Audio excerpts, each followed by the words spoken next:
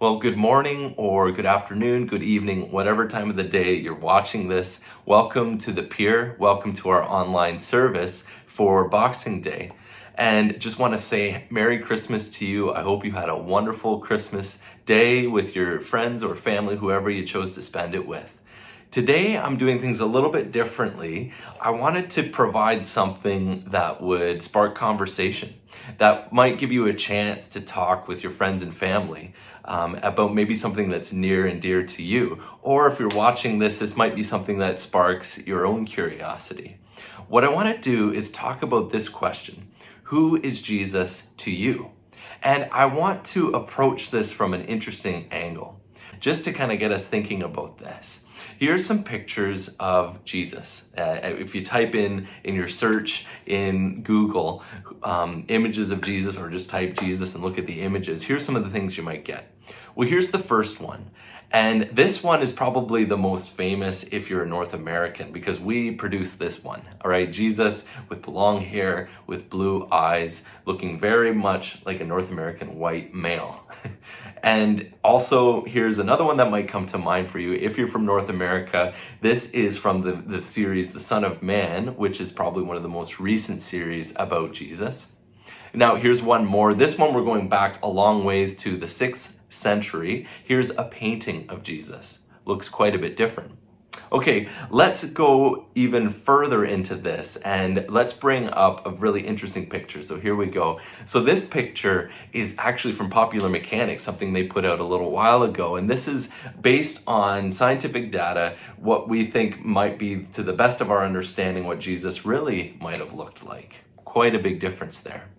This last one is a bit of a amalgamation, a bit of a bringing all together, different pictures from different times, different cultures, and you see just all the different forms Jesus takes depending on what part of the world you're in. That's something that's really interesting about Jesus. We tend to picture him according to our culture. We tend to relate to him in interesting ways when we're thinking about what he might have looked like. Now, when it comes to just on this topic of conceptions of Jesus, ideas about Jesus, do yourself a favor. If you want a good laugh, go to YouTube and type in Vintage Church Jesus videos. They've done 4 videos. They've been out for a little while. These are really, I just love them. I find them hilarious. But these are like, talk about misconceptions about Jesus, where they've taken some old film footage, old films of Jesus, and they've overdubbed, and they're different dialogue. I find it hilarious. But anyways, just to get you thinking about misconceptions around Jesus.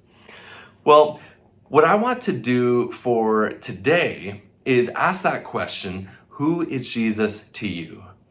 And I want to approach this in a way that's accessible to people who maybe aren't sure what they think about Jesus, but are maybe a little bit skeptical about what they've heard. Or also to people who maybe outright doubt what Christians believe about Jesus.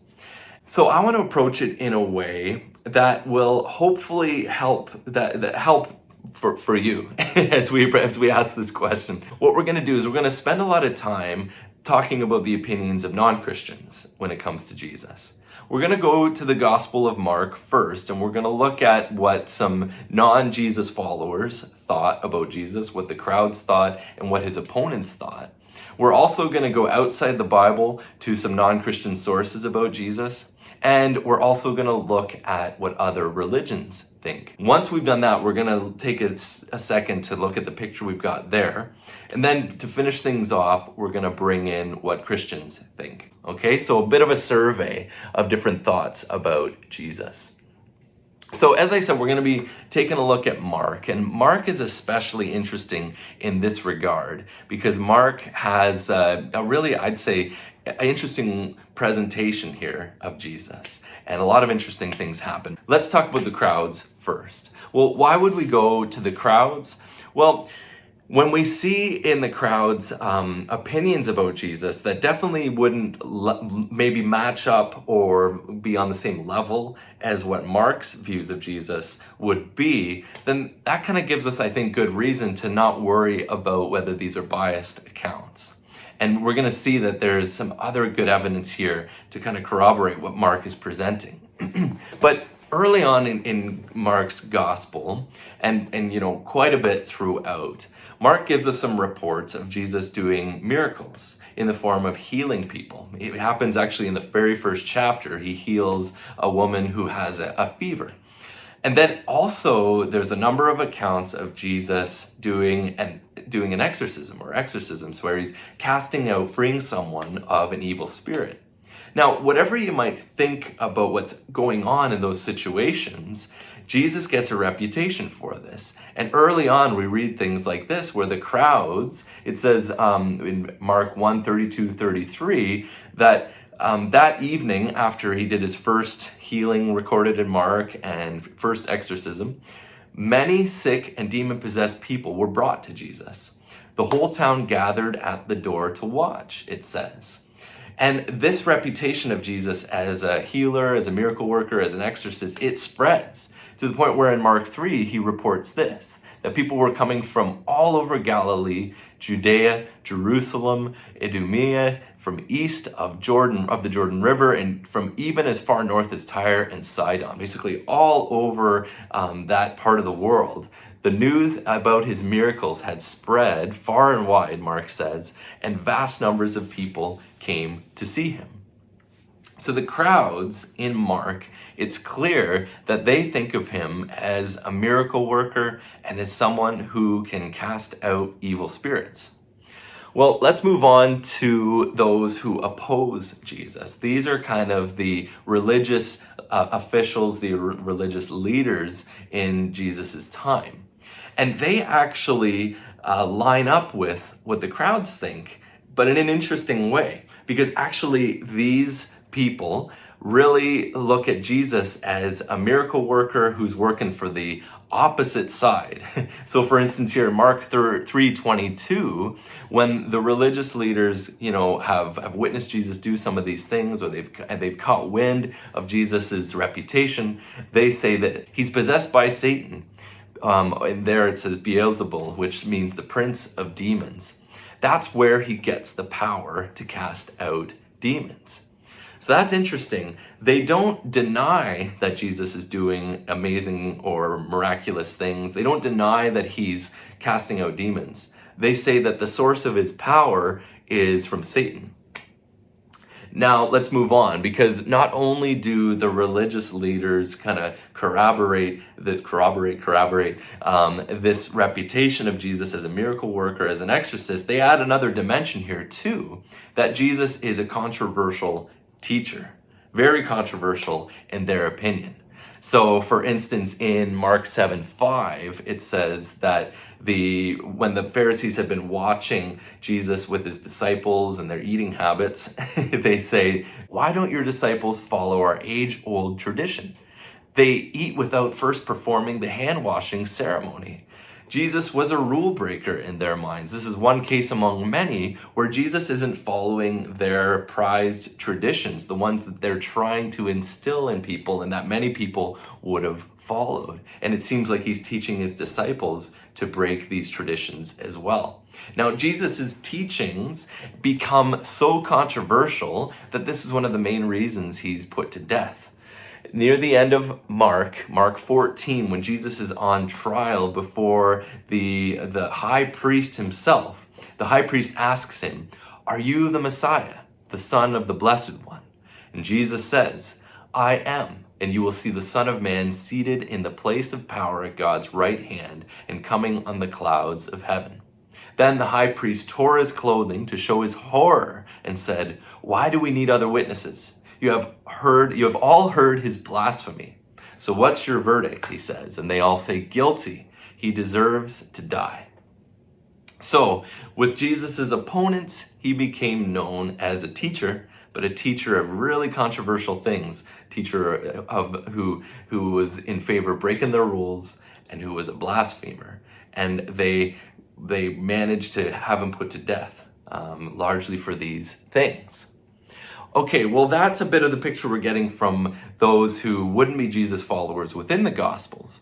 What about outside of the Bible? What are people saying outside of the Bible about Jesus? Well, in the Jewish world, actually, they're saying the same things. That's what's so interesting about this survey. So, for instance, Josephus, who is writing around this time about history that leads up, it's kind of before Jesus' time and up to Jesus' time, he records that Jesus was known as a wise man who worked surprising feats, he says. And there's another source, the Babylonian Talmud, which is a collection of Jewish rabbinical writings. And they say that they confirm that Jesus was crucified, that he was hanged, in their words. And here's why: because he practiced sorcery and enticed Israel to apostasy. So there, from both of those, you've got it confirmed that people really saw Jesus as this kind of miracle worker, sorcerer even, and as a very controversial teacher who, in the words of the Talmud, enticed Israel to apostasy. And this reputation of Jesus spreads to the Roman world as well. You've got Tacitus, a Roman historian, who says that he's responsible for just a really bad superstition and that sort of thing. So just to kind of bring that together, this is all pretty important stuff. First of all, when you bring together what the Gospels say and what these extra biblical, we call them extra biblical because they're outside of the Bible, what they say about Jesus, it becomes pretty hard to argue that Jesus didn't exist, for instance. I've heard people say that before. Well, how do we know that Jesus even existed? Well, when you bring all this together, it becomes nearly impossible to claim that. Jesus definitely existed. And when you put all this together, there's really good historical evidence that Jesus had a reputation for being a miracle worker and an exorcist, depending on if you give that a positive slant or a negative slant. Both the crowds and those who aren't very sympathetic to Jesus, maybe even oppose him, all agree that he has this reputation for doing these things, and also that he's a controversial teacher, that he was widely known for his teaching. Some loved it, so much so that they followed him. Others hated it, so much so that they wanted him put to death for it. Okay, so that's a survey of what I might call non-Christian opinions about Jesus within the Bible and outside the Bible, but around Jesus' time. What about now other religions? I think it's important to go there too, because you talk about no reason for bias. We can survey what other religions think to get that opinion. That's for sure, an unbiased opinion about Jesus, because they've got really nothing to prove here, nothing at stake in terms of what they think of Jesus. So we're just going to look at three of the major religions briefly: Hinduism, Buddhism, and Islam. So, it actually turns out it's super interesting to me anyways, what they say. So Hinduism is very favorable actually toward Jesus. They look at Jesus actually because of his practices, because of his teachings. They hold Jesus as even to the level of being an incarnation of the divine. Many Hindus believing that Jesus is an incarnation of God. Now, that idea of an incarnation, different meaning there. It doesn't map onto what Christians think of when they think of the incarnation. But still, this very much tight connection to the divine. And as I said, this is because they very much respected his spiritual practices, respected his teachings, and they also believed that many Hindus believed that he performed miracles. So that's interesting. Now, when it comes to Buddhism, it's similar, actually. Many Buddhists would hold Jesus to be a very enlightened individual, one of the most enlightened people to walk the earth, again, because of his practices and his teachings. Many seeing in Jesus' teaching some of his best known teachings, like like loving others and treating others as you want to be treated and not seeking revenge and things like that. Many seeing parallels there in his teachings and the Buddha's teachings. And actually, some Buddhists have even argued that Jesus is really one of their own. Actually, you can go and check it out, that there's an argument made historically that in Jesus's lost years, those years that the Bible doesn't talk about, when he was like a late teenager and in his 20s, because as you know, in the Bible, we just have a record of his birth, early childhood, and a little bit after that, and then all of a sudden we have nothing until he's in his 30s. Well, some claim that in that time, Jesus actually went to India and studied Buddhism under some of the Buddhist masters. So, claiming Jesus actually is part of their own tradition there. And now move on to Islam, and we get another very positive view of Jesus there as well. In Islam, it's believed that Jesus was a miracle worker, that he was a very special prophet, that he actually ascended to heaven, he was brought up to heaven by God, and that one day he will return again. So some parallels there with what Christians believe about Jesus. Now, where they part ways is the idea that Jesus is the Son of God himself, and that he actually died. Those would be where they part ways. Now, just to kind of bring together then what we've got before us, at the very least, when you bring this stuff together, you can maybe see that it's worth considering and thinking about Jesus. It's worth asking yourself that question, who is Jesus to me? And when you're thinking about that, it's very much worth considering that he was someone who existed. And it's worth considering that he was someone who performed miraculous deeds, and that he was well known for that, and that he was well known for having this power over demons, over evil spirits, that he was able to cast them out. At least considering that's what people believed about him. I think the cumulative, you bring it together, that evidence there speaks to it actually being true as well. But that's another argument. But at least considering that, also considering him as a great teacher, one that's very well respected by many, or on the other side, very controversial to his opponents. Okay, so that's what we've got from Jesus's, from non-Christian sources, I would say, about Jesus. Food for thought there, I would think. Now, before we finish off, just really briefly, I also want to add to this picture what Christians think. Some of the highest claims about Jesus. And we're going to draw from Mark again. And one of the reasons to draw from Mark is that in Mark, it comes from very unlikely sources. These claims about Jesus come from very ironic and unlikely sources in the Gospel of Mark. Actually, the highest claims about Jesus, can you guess where they come from? They actually come from the enemy. They come from demons themselves. So, for instance, in Mark 1:23-24, there's a demon that's possessed. A man in the synagogue, it says here, let me just read it for you. Suddenly a man in the synagogue who was possessed by an evil spirit cried out, it says, saying, "Why are you interfering with us, Jesus of Nazareth? Have you come to destroy us? I know who you are, the Holy One of God." That's recorded. Mark has a demon saying that. Or Mark 3:10-12, on a particular day, Mark records this. Whenever those possessed by evil spirits caught sight of Jesus, the spirits would throw them to the ground in front of him, shrieking, "You are the Son of God." But Jesus sternly commanded the spirits not to reveal who he was. That's what Mark says there, Mark 3:10-12. So the highest claims here, not coming from Jesus' disciples, not coming from Mark's own words, but from the words from the mouths of those possessed by demons. Now, when it comes to an actual human testimony or a human opinion about Jesus, a better way of putting it, the highest thing in the Gospel of Mark said about Jesus is actually from a Roman centurion. So again, someone who wouldn't be a Christ follower. Mark records this in Mark 15:39.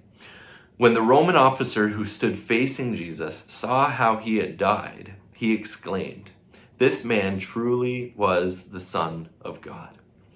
So those are some of the biggest claims made in the Gospel of Mark. The Holy One of God, the Son of God, coming from really unlikely sources. Now, if we think about, you might wonder, okay, what did the disciples think of Jesus in the Gospel of Mark? And I find this so fascinating because you see in Mark, this isn't a group of people who haven't figured out and they're just presenting systematically, here's who Jesus is. You see that the disciples are really struggling with this. They are trying to figure it out for themselves. The highest thing they say about Jesus is in Mark 8, verse 29. Jesus is asking them about what people think of him. And he turns to his disciples and says, "Who do you say I am?" And Peter replies on their behalf and says, "You are the Messiah." That's the highest that the disciples say, that you are the long expected Messiah, the one who God has sent to save us, to save God's people. But the thing is, even after that, the disciples really struggle to figure out who Jesus is, because Jesus starts telling them soon after that he's actually going, he starts foretelling his death and saying to them, I'm actually, okay, you're right, I'm the Messiah, but I need to tell you that I'm going to be put to death. I'm going to suffer and die. And the disciples do not like this. They're recorded as arguing with Jesus. So you see the disciples are just kind of trying to figure it out, as with all of us as we're reading through the Gospel of Mark.